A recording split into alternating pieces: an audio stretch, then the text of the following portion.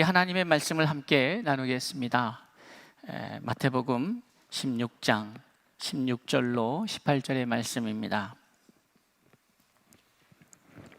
시몬 베드로가 대답하여 이르되 주는 그리스도시요 살아계신 하나님의 아들이시니이다.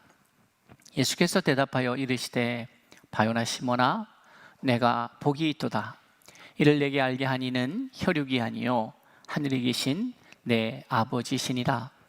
또 내가 네게 이르노니 너는 베드로라. 내가 이 반석 위에 내 교회를 세우리니 음부의 권세가 이기지 못하리라. 아멘. 저는 새해 하나님의 말씀을 나누면서 첫 신년 메시지로 빌드업이라고 하는 주제로 말씀을 시작했습니다. 제가 작년부터 CBS 방송을 주일 예배가 끝나면 우리 교역자들과 또 우리 윤영환 집사님 함께 촬영을 합니다. 그러다 보니까 지난주일 설교를 제가 여러분은 주일 설교 한 번을 듣는데 저는 설교를 두 번을 하는 것이죠. 그러다 보니까 제가 한 주가 지나서 보면 두 설교 중에 이게 언제 우리 성도들하고 나눴는지가 잠깐 헷갈릴 때가 있어요. 지난주에 제가 말씀드리면서 첫째 주에 대사명이라는 말씀으로 나눴다 이렇게 말씀을 드렸는데 그게 약간의 실수가 있었습니다. 빌드업이라고 하는 주제로 나눴고 그날 1월 3일 날 오후에 촬영한 것이 CBS로 방송된 것이 이제 마태복음 28장의 대사명이었어요. 근데 제가 그것이 좀 혼동이 돼서 여러분께 설교 중에 지난주에 대사명이라는 말씀으로 나눴죠 라고 말씀드린 부분을 제가 시정하겠습니다. 매주 하나님의 말씀을 이렇게 선언하고 선포하고 함께 나누면서 또 CBS 방송을 위해서 따로 영상을 녹화하면서 어떻게 보면 영상을 녹화할 때 보면 여기에 저하고 우리 윤용환 집사님하고 또 이재원 목사님하고 세 명이 이렇게 녹화할 때가 있어요. 제일 먼저 현장에서 그 말씀을 듣는 분들이 두 분이고 또 저 역시도 준비를 하지만 현장에서 말하는 그 라이브한 설교의 말씀은 저도 처음 듣는 거 아니겠습니까? 그것이 주는 은혜가 또 색다르더라고요. 성도들이 없고 그냥 빈 공간에 이렇게 말씀을 전하는데 그 울림이 오히려 아무도 듣는 이가 없는 것 같으니까 오히려 여기에 있는 세 사람만 듣는다 생각하고 제 자신이 또 듣는다 생각하니까 주시는 감동이 있습니다. 여러분들 기억나시는지 모르겠습니다만 원로 목사님 춘천에서 소양강 댐이 생기기 전에 목회하실 때에 성도가 없으셔서 때로는 설교 연습이라고 할까요? 훈련이라고 할까요? 이렇게 자연을 바라보면서 나무가 있고 갈대가 있으면 그것이 성도라고 생각하고 말씀을 전했다 이런 전설 같은 얘기를 하시는 제가 기억이 있습니다. 근데 지금은 그런 시대도 아닌데 그때는 진짜 성도가 없는데 설교를 아주 심각하게 설교를 할 때가 이제 매주 그렇게 제가 하고 있어요.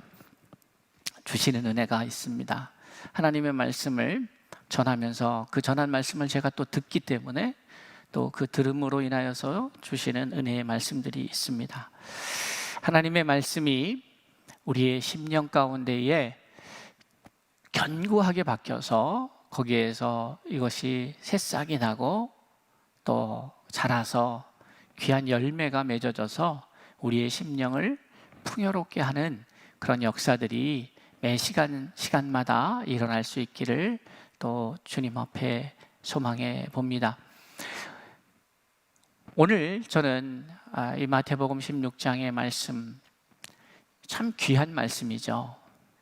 교회에 대한 말씀, 그리고 그 교회가 누구의 교회인가? 라고 하는 말씀에 대해서 지난주에 우리는 함께 나눴습니다. 그리스도의 교회다. 저의 교회도 아니고 우리 장로님들의 교회도 아니고 우리 중직자들의 교회도 아니고 성도들의 교회도 아니라 바로 주님의 교회다. 이렇게 말씀하시는 거죠. 그런데 이 주님의 교회라고 하는 것에 대해서 이 교회의 시작과 소유권과 또 이 교회의 기능과 이 다양한 이야기들이 오늘 이 짧은 본문에 나오고 있습니다. 지난주가 하나님의 교회, 하나님께서 세우신 교회, 그것이 그리스도의 교회에 대한 이야기를 나누었다면, 이제 저는 오늘 이 교회의 이야기를 이 두 번째 시간을 진행하면서 좀 더 구체적으로 이 의미들을 좀 살펴보려고 합니다. 우리가 잘 아는 바와 같이 이 교회 하면 헬라어로 에클레시아라고 알고 있습니다. 근데 이 에클레시아라고 하는 말을 사복음서에서 우리가 발견할 수 있는 것은 그리 흔히 발견할 수 있는 단어는 아닙니다. 이 단어는 3번 나오는데 예수님이 하신 말씀 속에 3회 정도가 등장하는데, 오늘 본문의 말씀에서 내 교회를 세우겠다 하시는 말씀에 등장하고, 또 하나는 마태복음 18장 17절에 가서 교회 공동체 안에 문제가 있을 때에 그 권면을 하는 것을 예를 들면서 2번에 걸쳐서 교회 앞에 교회라고 하는 말을 사용하십니다. 이 에클레시아라고 하는 말, 그게 어떤 의미일까? 그냥 이 언어의 뜻을, 의미를 생각한다면 에크와 칼레오라고 하는 말의 합성어인데 결합된 형태의 말입니다. 에크가 뭐냐? 이 에크는 전치사입니다. 어디로부터 라고 하는 말이죠. 어디로부터라고 하는 말과 칼레오라고 하는 부르다라고 하는 말이 합쳐져서 만들어진 것이 이 에클레시아라고 하는 말입니다. 그러니까 이 말의 의미는 어디로부터 부르심을 받은 자들의 모임, 이것이 에클레시아, 교회의 의미가 있는 것이죠. 세상으로부터 부르심을 받은 자들의 공동체 모임입니다. 근데 이 에클레시아라고 하는 말, 그러니까 이 히브리 성경의 헬라어 번역본인 70인역에 의하면 이 에클레시아라고 하는 단어가 두 단어가 이 부르심을 교회라고 하는, 공동체라고 하는 의미로 사용되는데, 하나는 카할이라는 말과 하나는 에다라고 하는 말입니다. 그런데 이 카할이라고 하는 말은 총회, 이렇게 무슨 회, 이런 의미로 많이들 쓰이고, 이 에다라고 하는 말은 무리, 이렇게 쓰입니다. 근데 이 무리라고 하는 개념으로 쓰인 것을 헬라어로 번역할 때, 다시 말해서 이 에다라고 하는 히브리어를 헬라어 번역본으로 번역할 때에는 에클레시아라고 번역하지 않고 시나고게라고 합니다. 이제 우리가 유태인에 모이는 그 회당을 시나고게라고 이렇게 하는데, 시나고게, 이것이 바로 에다에 대한 번역의 말이죠. 이게 제가 이 말씀을 드리냐면, 에클레시아라고 하는 말이 또 시나고게라고 하는 말이 회당, 회, 이런 언어로 해석되고 번역되고 있는데, 이 두 말은 카할이라는 말과 에다라고 하는 말, 에다라고 하는 것을 에클레시아라고 번역하지는 않습니다. 무리라고 하는 것을. 그런데 시나고게라고 하는 이 단어는 카할이라고 하는 말을 시나고게라고도 번역을 하고, 에다라고 하는 말을 시나고게라고도 합니다. 카할은 아까 제가 어떻게 말씀드렸죠? 카할이라고 하는 말은 총회, 이런 회, 무슨 공동의 모임 이런 뜻이고, 이 에다라고 하는 말은 바로 무리들을 가리킨다, 이렇게 말씀을 드렸습니다. 제가 이렇게 말씀드리는 이유는, 그러니까 이제 이 에클레시아라고 하는 이 말이 어떤 의미가 있느냐면, 이것을 좀 더 종합적으로 생각해 보면 단순히 어떤 건물이나 조직이나 이런 것들을 말하는 것이 아니고 그 모인 공동체를 말하는 것을 우리는 이 단어들을 통해서 알 수 있다는 사실이죠. 자, 그러면 오늘 우리 본문의 말씀으로 돌아가서 이 교회, 예수님께서 사용하시는 이 교회, 여러분 그 단어라고 하는 것은 사실 오늘 우리가 사용하고 있는 단어를 20, 30년 후에 우리의 자손들이, 다음 세대들이 그 단어를 우리와 똑같이 이해할 수 있을까? 그럴 수도 있고 그러지 않을 수도 있습니다. 그러니까 100년 전에 우리의 조상들이 사용하던 단어의 의미가, 말은 똑같은데 그 의미가 완전하게 일치되어서 우리가 지금도 사용한다라고 볼 수는 없겠죠.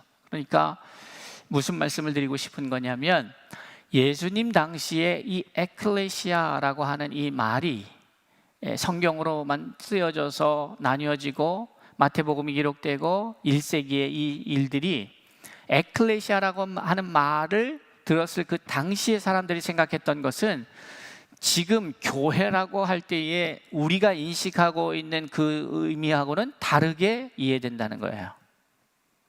우리는 교회 하면은, 지금 저와 여러분이 교회 하면은 공동체라기보다는, 모인 무리들이라기보다는 어떻게 보여집니까? 아, 어디에 있는 교회? 이렇게 이해하죠. 근데 당시에 예수님이 이 교회라고 하는 말씀을 사용하시고, 또 이제 신약에 가서 바울과 신약의 성서 기자들이 교회라고 하는 것을 언급할 당시의 교회는, 어느 몇 번지에 있는 그 건물, 이렇게 이해해야 되지 않았다는 것입니다.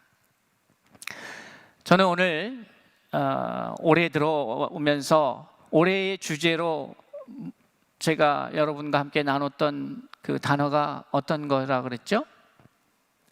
빌드업. 그러면서 제가 그 EPL 축구 얘기도 했잖아요.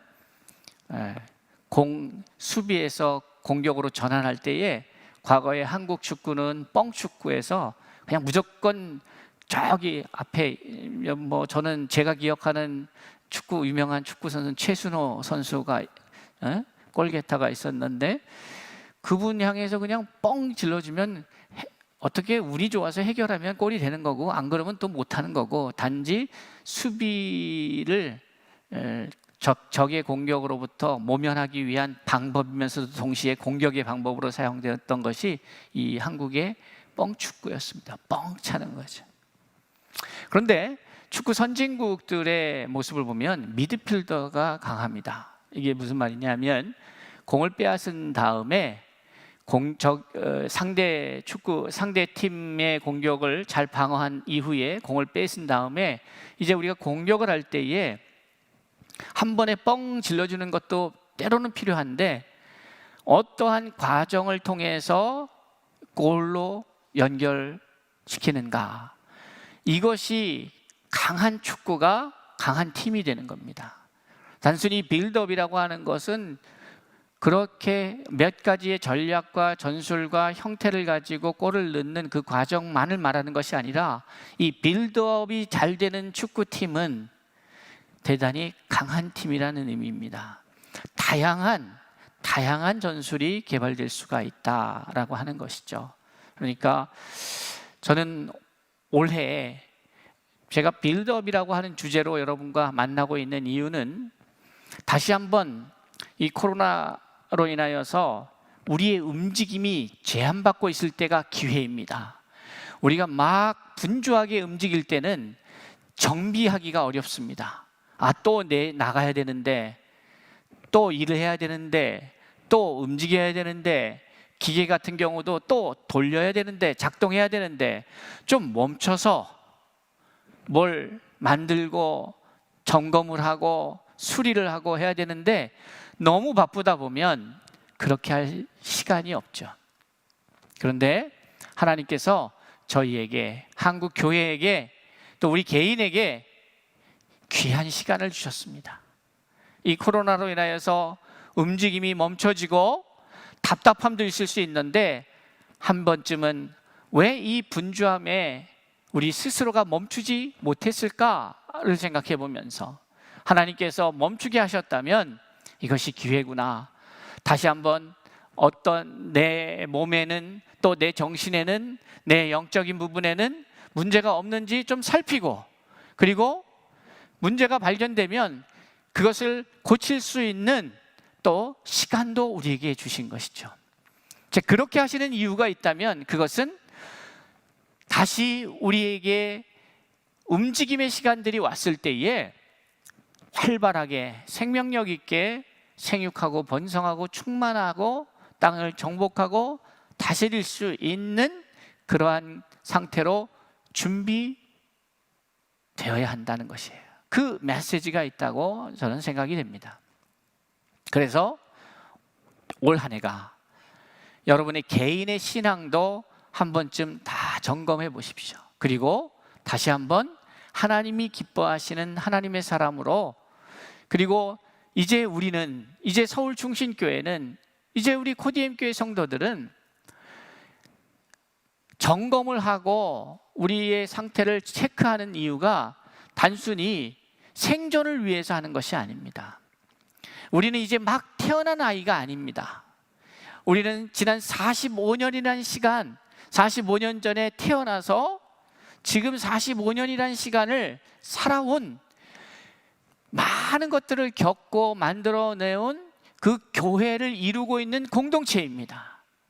그러니까 이제 정비를 하고 우리가 다시 한번 가동이 되는 그 시점에서 우리의 역할은 걸음마를 열심히 배워서 걸음마를 걷자는 것이 목적이 아닙니다.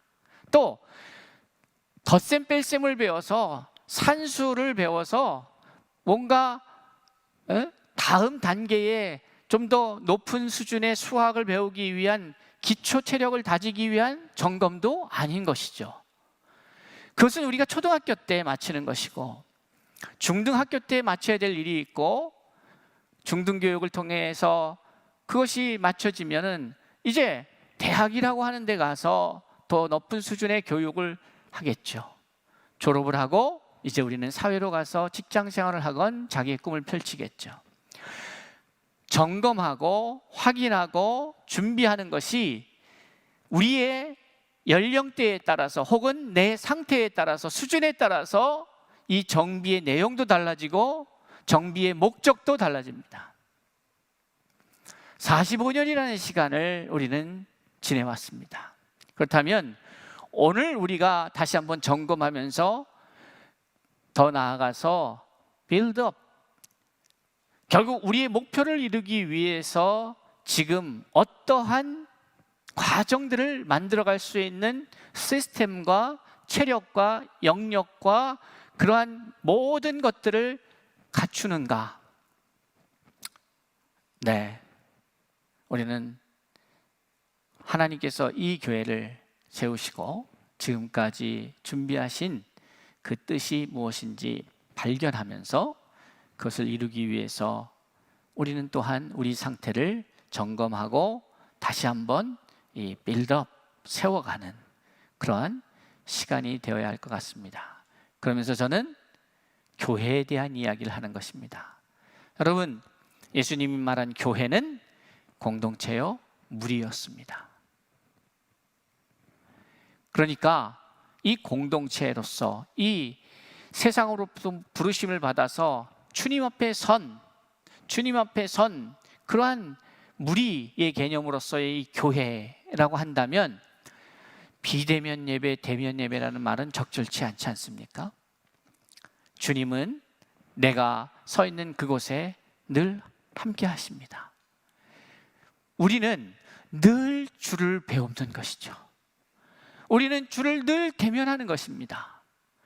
여러분, 제주도에서 또 부산에서 우리의 성도들이, 또 해외에서도 이 영상을 보고 또 현장에서 함께하는 장소는 다양합니다. 저희 교회 성도들보다 더 많은 수의 구독자가 유튜브를, 이 코디엠 TV를 시청하고 있습니다. 제 기억으로는 162명이 구독하고 있습니다. 그 162개의 기기가 지금 디바이스가 이것을 신청해서 하는 것이죠. 그런데 주일 예배 같은 경우, 저희가 이제 특별하게 신년 예배 같은 경우도 보면 조회수가 한 250회 정도 나옵니다. 제가 알기로는 제가 조회수를 높이려고 여러 번 본다고 조회수가 올라가진 않죠. 그렇지 않습니까? 그게 확실하죠? 아니면 제가 여러 번 보면은 여러 번 올라갑니까? 네? 뭐가 있어요? 올라가요? 네. 그러면은 더 재밌는 것은 그 250회라고 하는 것은 우리 성도들이 그렇게 자주 본다는 것은 은혜가 된다는 얘기일 수도 있고, 그걸 누가 그렇게 잘 보겠습니까? 저도 자주 안 보는데. 그렇죠? 네. 그러면 많은 분들이 어쨌든 여러 회를 보든지 많은 분들이 보든지 저희 교인들이 그렇게 보고 있다는 거예요. 다양한 장소에서 혹은 다양한 국가에서 이 영상을 통해서 하나님의 말씀을 함께 나누고 있어요. 이 공동체예요. 그러니까 충신교회는 강남구 수서동 743-1번지에 있는 건물이 아닌 거죠. 그리고 거기에만 모일 수 있는 것도 아닙니다. 지금도 많은 하나님의 사람들이 함께하고 있습니다. 교회, 그것은 건물일 수 없고 조직일 수 없는 것이죠. 그것은 하나님의 부르심을 입은 자들의 공동체입니다. 그리고 그렇다면 전 세계에 있는 교회는 하나의 교회죠. 우리 안에 얼마만큼 그러한 인식을 굳건히 하느냐가 매우 중요합니다. 그러니까 이제 기초적으로 이 교회라는 말의 의미부터 우리가 다시 한번 생각해 봐야 합니다. 우리는 하나님의 교회를 이단이 말씀 하나님의 교회가 아니고 주님의 교회, 예수 그리스도께서 세우신 그 교회의 구성원입니다. 자, 지난주에 그 얘기를 한 거예요. 저는 오늘 좀 더 자세히 들어가서 이 교회 이야기를 하면서 우리가 몇 가지 관심 있게 봐야 할 대목이 있다고 생각하는데, 지난주에 말씀드린 것처럼 교회는 그리스도의 교회인데 그 그리스도의 교회는 베드로의 신앙 고백 위에 세워진 교회다. 이것이 복음주의에서 말하고 있는 거죠.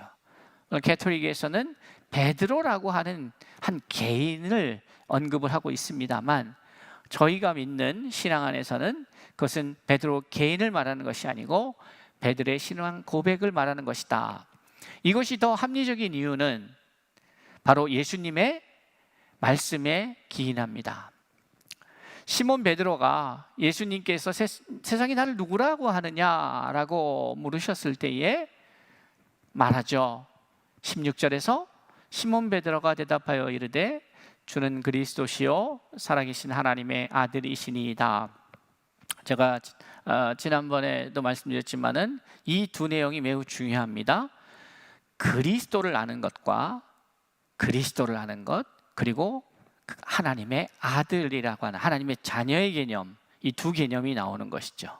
그러니까 하나님의 자녀들은요, 그리스도의 인류의 그리스도로서 메시아로서 이 땅 가운데 오셔서 우리의 죽음의 문제를 해결하신 분은 예수 그리스도 한 분이셨습니다. 그런데 그분이 그 길을 여시면서 이제 이 땅에 많은 하나님의 자녀들이 그리스도로서의 역할을, 작은 예수의 역할을 해야 되는 것이에요. 이 매우 중요한 역할이에요. 그러니까 아들이 되고 딸이 되고 자녀가 되는 것이 우리 모든 존재 이후의 전부가 아니라는 사실입니다. 그러니까 예수 믿고 구원받는 것이 목적이 아니라는 거예요. 무슨 말인가 하면, 내가 하나님의 자녀가 되는 것이 하나의 50%라면 자녀로서의 삶이 또 50%가 있는데 그게 그리스도적 삶이라는 거죠. 이 두 사실이 매우 중요합니다.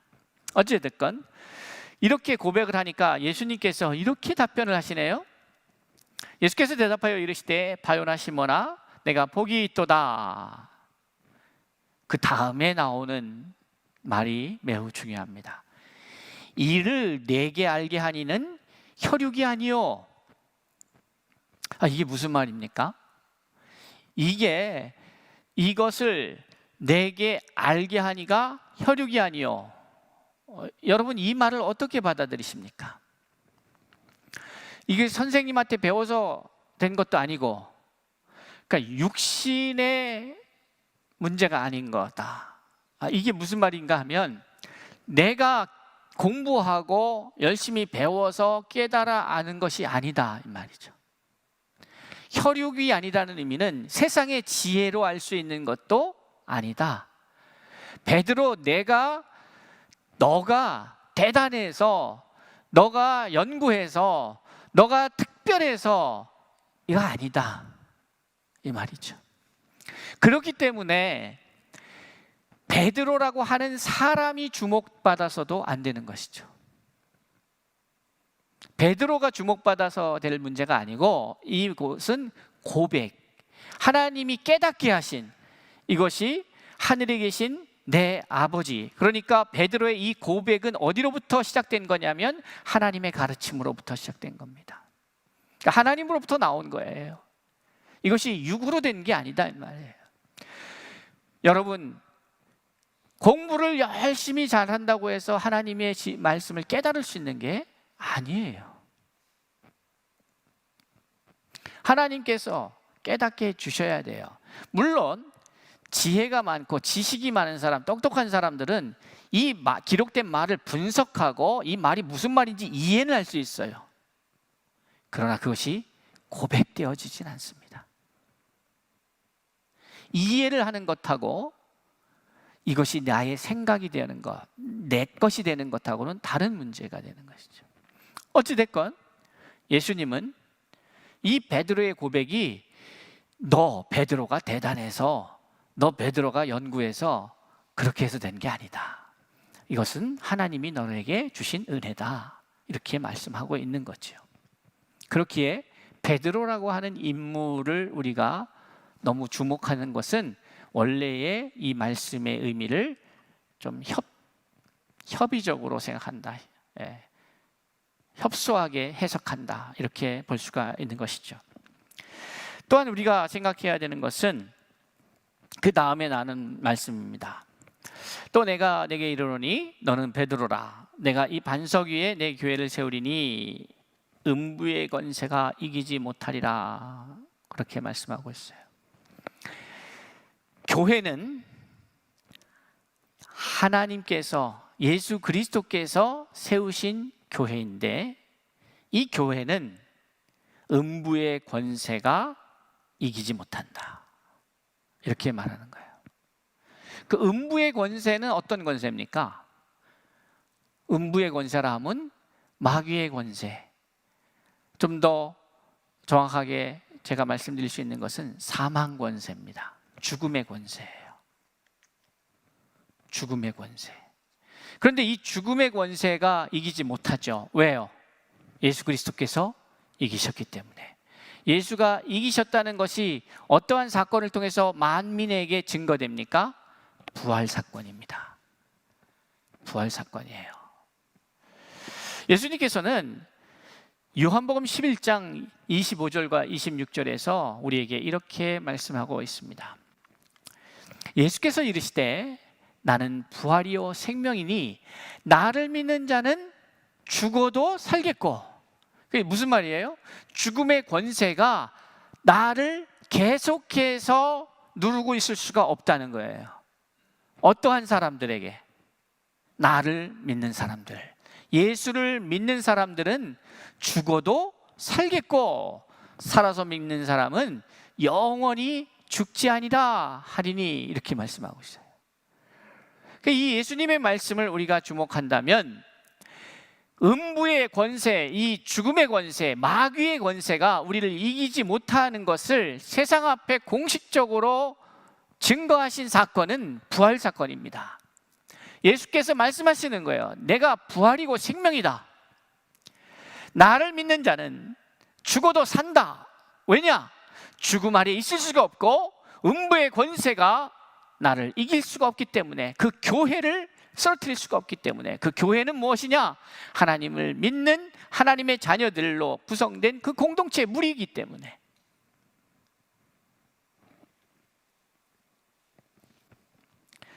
이것이 우리에게 들려주신 교회의 힘입니다.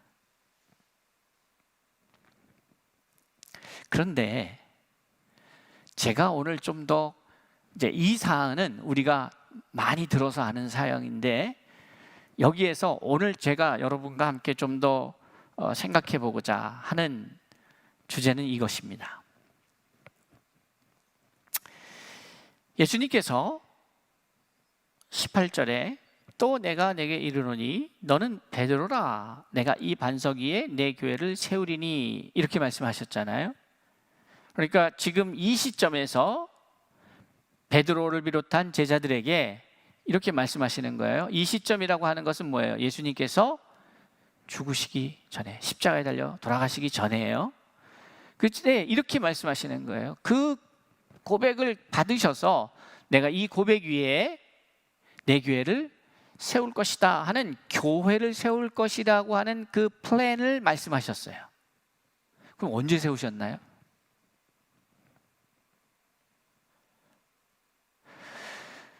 예수님은 당신의 교회를 언제 세우신 거예요?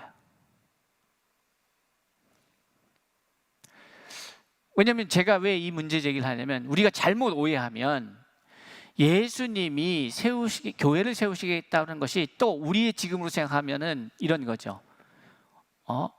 또 어디에 예수님이 또 예루살렘 사거리에다가 교회를 세우시겠다는 건가? 자꾸 이런 개념으로, 에베소 교회가 그러면 교회인가?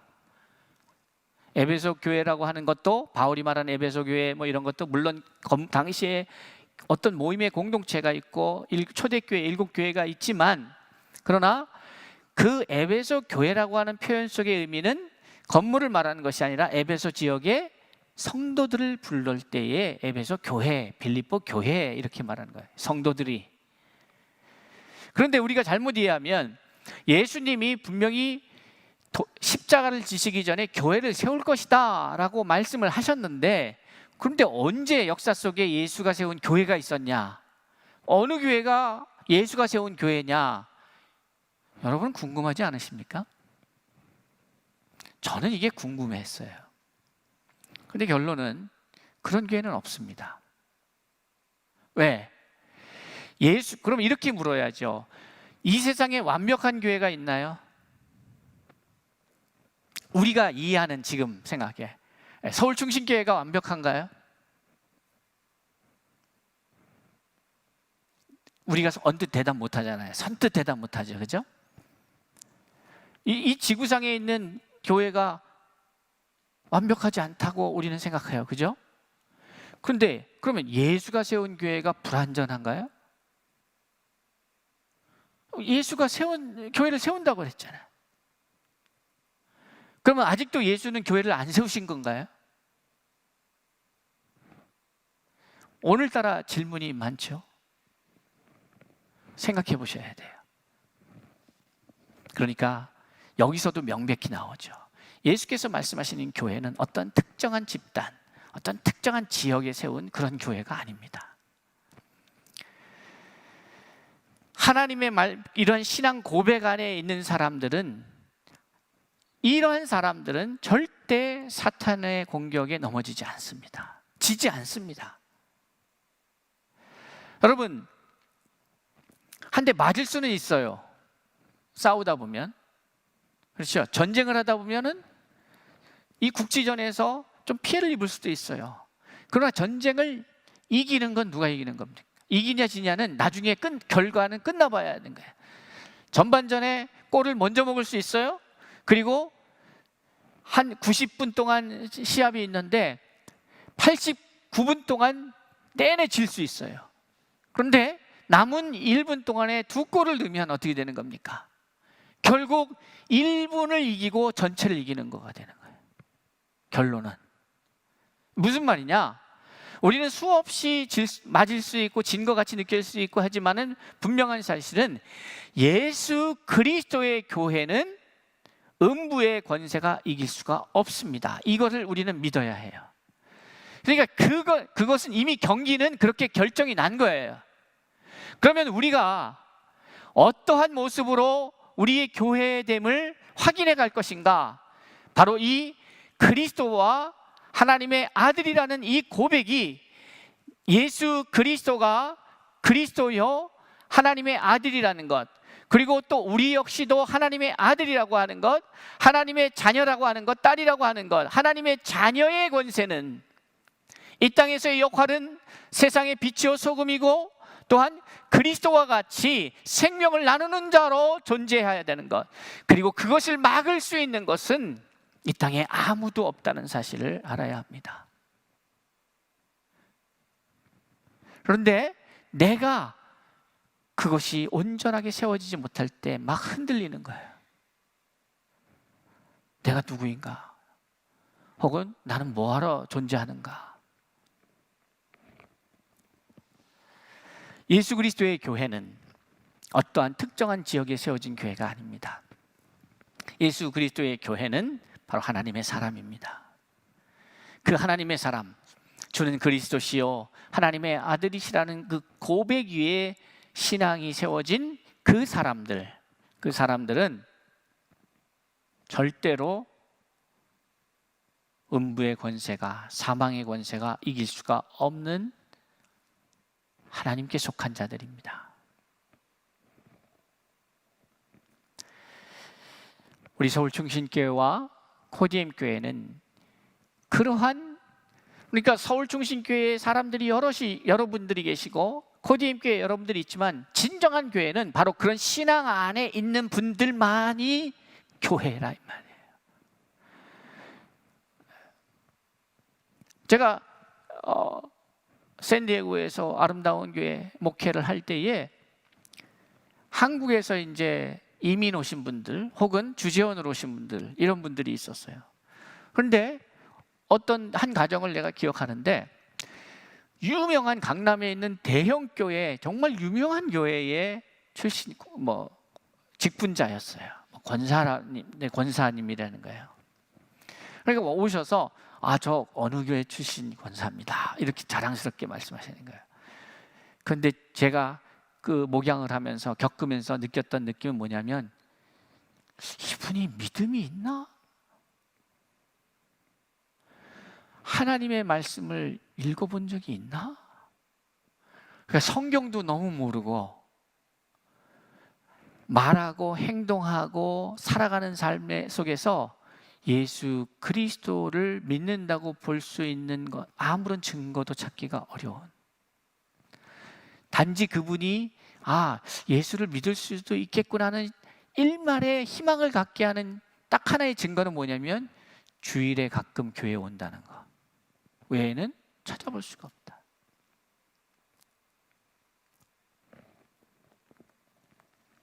여러분, 교회라고 한 어떠한 큰 조직이, 큰 단체가 나의 신앙을 담보할 수 없습니다. 그리고 그건 교회가 아닙니다. 진정한 교회는 바로 여러분입니다. 주는 그리스도시요 살아계신 하나님의 아들이십니다라고 예수를 제대로 알 때에, 그리고 그 예수를 내가 믿을 때에, 그리고 그것은 베드로가 깨달았던 것처럼 그것은 내가 노력해서 공부해서 성경 공부해서 아는 게 아니고 하나님의 은혜로 말미암아 주어진 그 믿음 안에서 나의 것이 되었을 때에, 그때 비로소 나는 하나님의 공동체의 한 멤버가 되는 것이죠. 그러니까 그것은 서울충신교회 성도냐 어떤 교회 성도냐의 문제가 아니고, 그리스도의 이 우주 안에, 이 지구촌 안에 있는 수많은 그리스도의 하나의 교회 안에 공동체로 들어가 있는 멤버냐. 내가 서울충신교회 성도일 수는 있어도, 교인일 수는 있어도 그리스도의 교회의 멤버가 안 될 수도 있는 거예요. 내가 목사일 수는 있어도 그리스도 교회, 그리스도가 세우신 그 교회, 그 주님의 교회의 멤버가 아닐 수는 있는 거죠.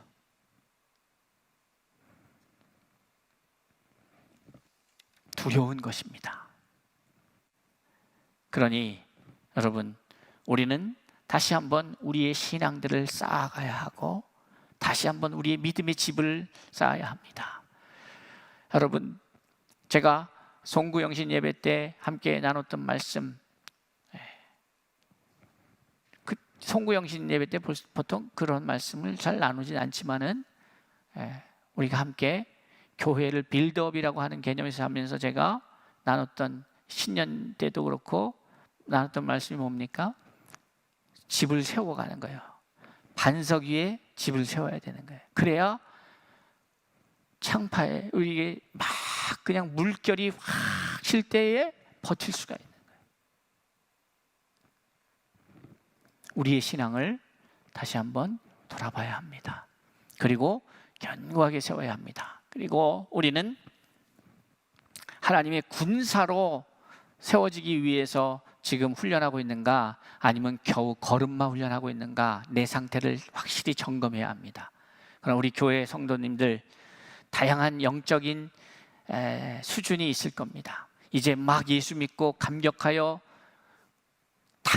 태어난 생명을 얻게 된 수준의 분들도 있어요. 그분들은 무슨 연습을 해야 되는지 아십니까?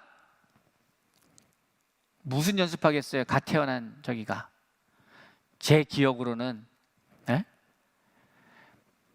젖바는 훈련을 해야 되는 거예요. 계속 그렇죠?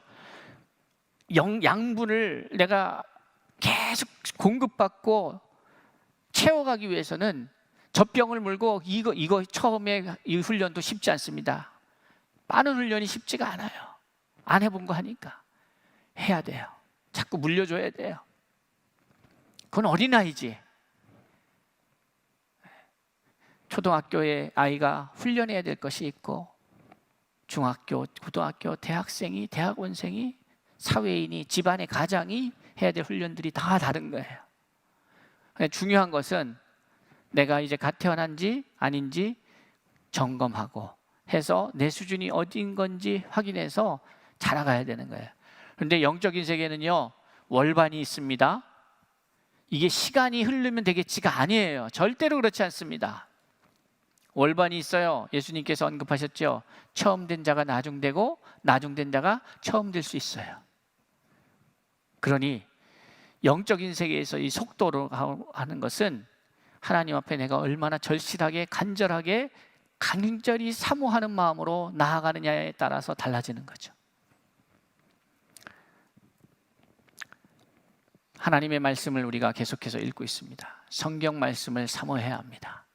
하나님의 말씀을 계속해서 읽으셔야 해요. 그리고 그로부터 흘리는 생명의 양분을 받아서 여러분이 자라가야 합니다.